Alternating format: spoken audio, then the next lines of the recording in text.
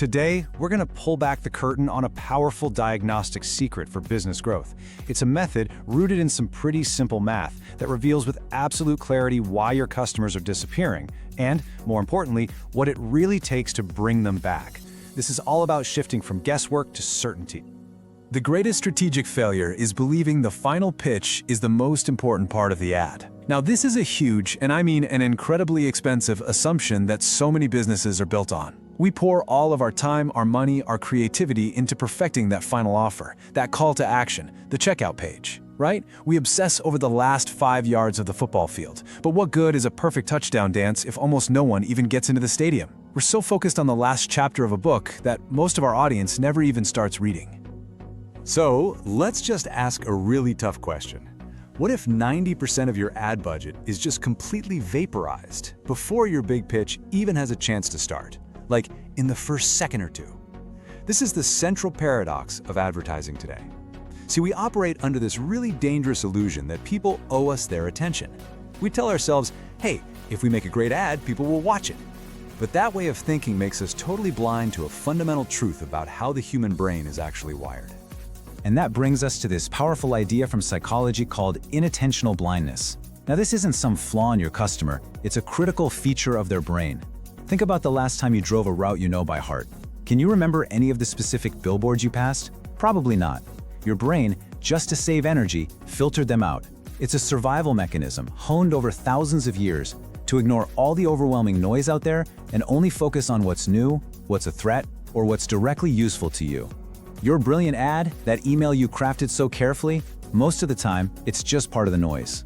So the real enemy isn't bad ad copy. It's this powerful natural filter in our heads.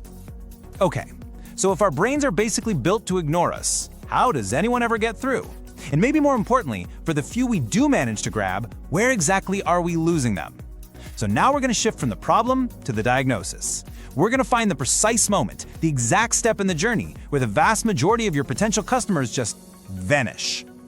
You know, the common idea of a customer funnel is that it has a bunch of tiny leaks. We imagine a few people drop off here, a few more drop off there, a slow, steady trickle. But the data, when you actually look at it, tells a very different and much more dramatic story. It's not a trickle, it's a waterfall. The huge majority of your customer loss, we're talking like 80%, it doesn't happen evenly. It happens at one single catastrophic failure point.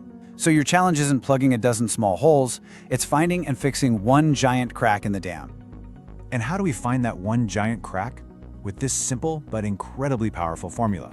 It's called the stage-to-stage drop-off rate. Now I know it might look a little technical, but it's really not. All you do is take the number of people who finished a step, let's call that stage B, and you just divide it by the number of people who started that step, stage A. Then you subtract that result from 1. That percentage you're left with, that's your drop-off rate for that specific moment. This little calculation is the tool that turns that vague feeling of, I think something's wrong here, into the absolute certainty of, I know for a fact we are losing 82% of our customers at this exact step. And this chart right here just perfectly shows the power of that formula in action. See, we've got 4 typical stages. The drop from awareness to interest, it's there, but it's okay. Same for that final step from consideration to purchase. But just look at that canyon between interest and consideration. That's not a leak, that's a cliff, a catastrophic drop.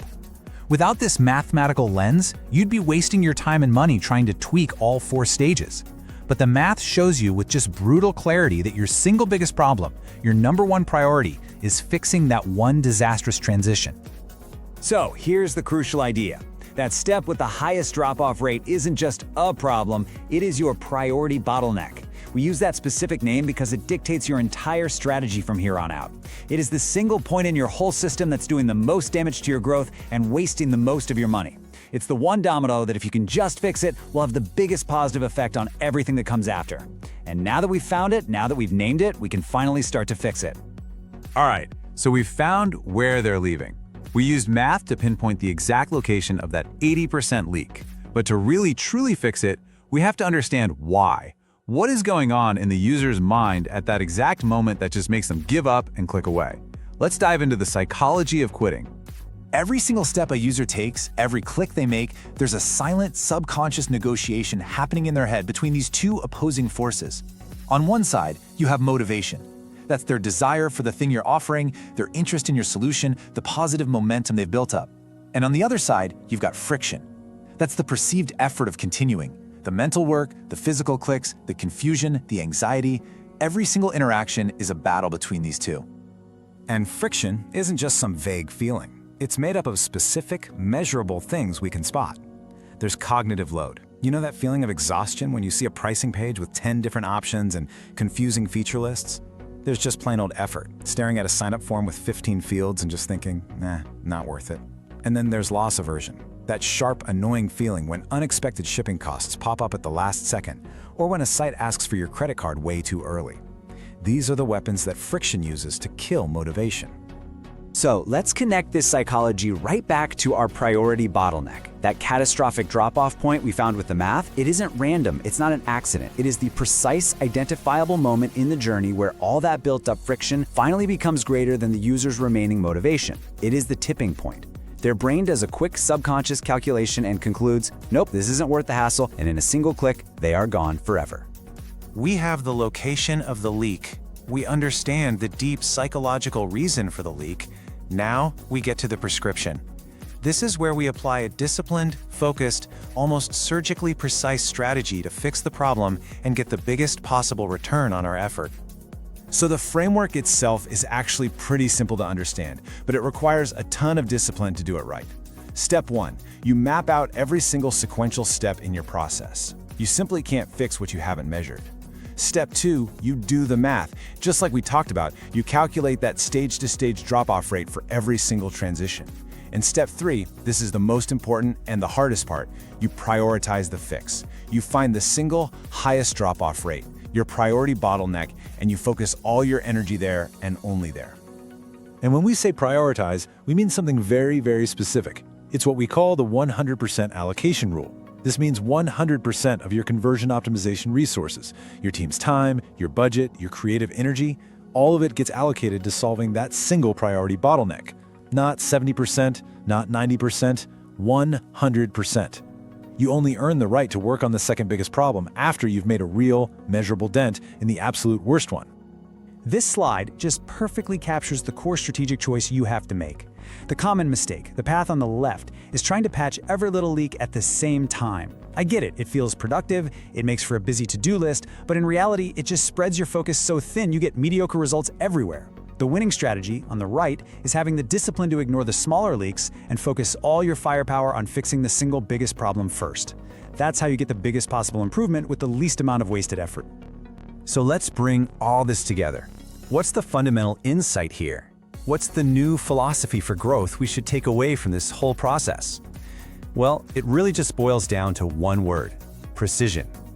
The main takeaway from all of this is that the fastest, most efficient path to growth isn't holistic effort, it's surgical precision. You know, the word holistic sounds great in a meeting, but in practice it usually just means scattered, ineffective tinkering. Precision means using math to find the one point where you can get the most leverage and then applying overwhelming force right at that one spot. It's about being an economist with your attention and a surgeon with your actions. And in the end, this entire approach really leads to a big shift in how you think about marketing. The best marketing doesn't have to aggressively push people through a funnel. It doesn't need hype or pressure to force them along. Instead, it pulls them toward value. And it does that by systematically finding and removing the single greatest point of resistance, that priority bottleneck, where friction is killing motivation. When you remove that one huge barrier, the customer doesn't need to be pushed, they just glide forward on their own.